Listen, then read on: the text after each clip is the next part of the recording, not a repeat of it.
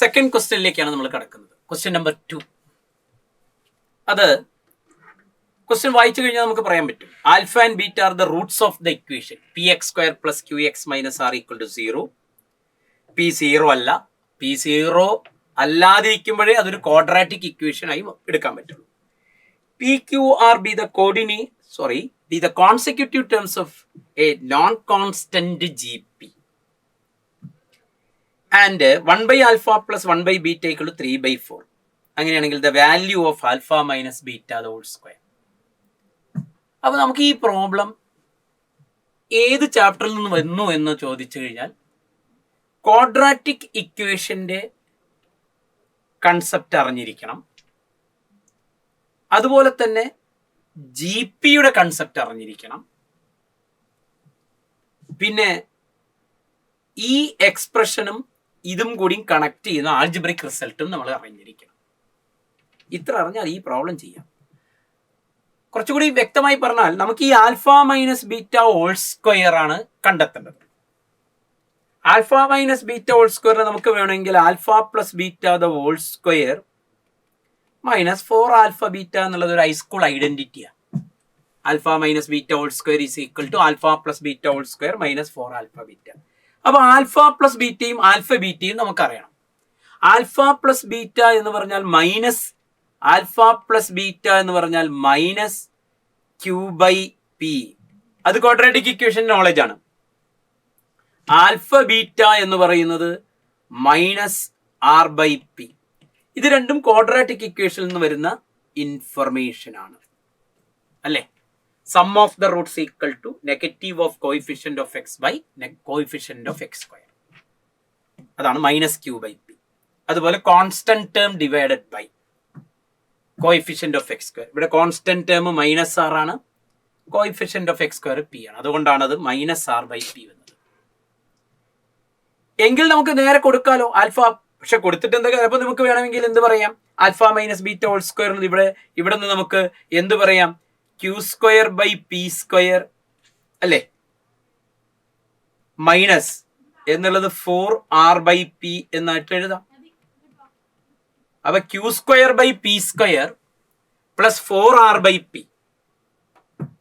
ഇതാണ് നമ്മുടെ ആൻസർ. അപ്പൊ നോക്കൂ, alpha minus beta the whole square നമ്മൾ എന്തിലെത്തിച്ചു? q²/p² plus 4r/p. പക്ഷെ ഇപ്പോഴും നമ്മളെ കയ്യിൽ ക്യൂവും പിയും ആറും ഒന്നുമില്ല. കാരണം ഓപ്ഷൻസ് നോക്കിയാൽ കോൺസ്റ്റന്റ് ആയി കിട്ടണം. അതാണ് ഇതിന് എലിമിനേറ്റ് ചെയ്യാൻ വേണ്ടിയാണ് ഞാൻ ഈ ഇൻഫർമേഷൻ ഉപയോഗിക്കുന്നത്. PQR 3 consecutive terms of a non-constant GP. അപ്പൊ നോക്കൂ, നമുക്ക് ഇങ്ങനെ പറഞ്ഞൂടെ, given PQR are 3 consecutive terms of a GP, non-constant GP. അങ്ങനെയാണെങ്കിൽ നമുക്ക് therefore we can take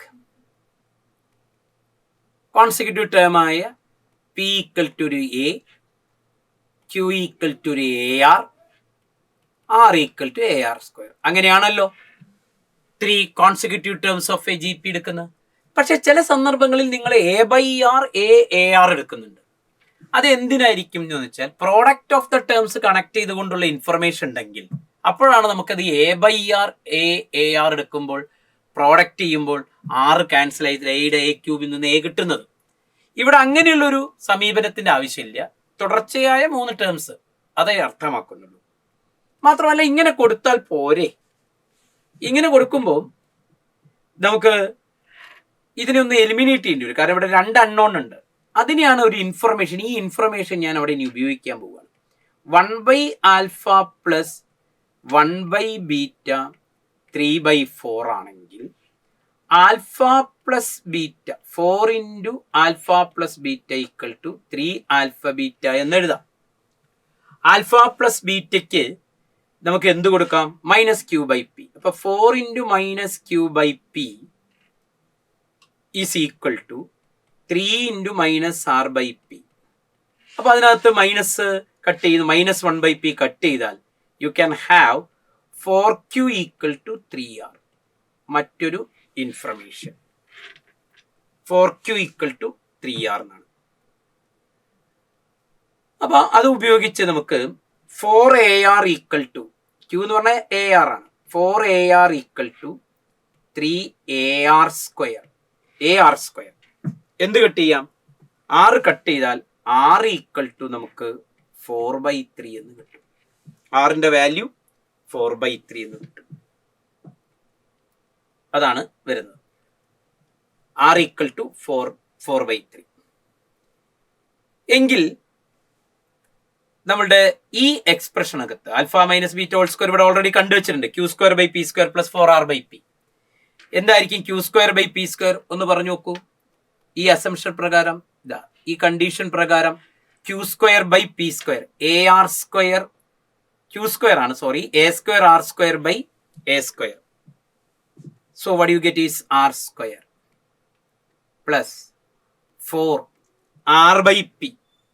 r എന്ന് പറഞ്ഞാൽ AR square, AR square r/p, a അത്രേ വരുന്നുള്ളൂ. അപ്പൊ അത് r സ്ക്വയർ ആണ്. അപ്പൊ 5r സ്ക്വയർ ആണ് ആൻസർ. ആറിന്റെ വാല്യൂ 4/3 ആണ്. അപ്പൊ നമുക്ക് 80/3 എന്ന് ആൻസർ ആയി. 80/3. r സ്ക്വയർ എന്ന് പറഞ്ഞാൽ 80/3 അല്ല, അയ്യോ 80/3 പോരാ, എന്ത് വേണം? r സ്ക്വയർ എന്ന് പറഞ്ഞാൽ 16/9 ആണ്. അപ്പൊ അത് 80/9 അങ്ങനെയാണ് വരുന്നത്. 80/9. ഒരു വട്ടം കൂടി പറയാം. Alpha plus beta whole square equal to 4α β എന്നുള്ളത് നമുക്ക് -4α β ആണ്. Alpha minus beta whole square. Alpha plus beta -q/p, alpha beta -r/p. അപ്പൊ നമുക്ക് കണ്ടെത്തേണ്ടത് q² p² + 4r/p ആണ്. ഇതാണ് നമുക്ക് കണ്ടെത്തേണ്ടത്. അപ്പൊ ക്യൂവിന് ആറിന് ഒക്കെ വാല്യൂ കണ്ടെത്തുകയോ അല്ലെങ്കിൽ എലിമിനേറ്റ് ചെയ്യുകയോ ചെയ്യാൻ വേണ്ടി മറ്റൊരു ഇൻഫർമേഷൻ തന്നിട്ടുണ്ട്.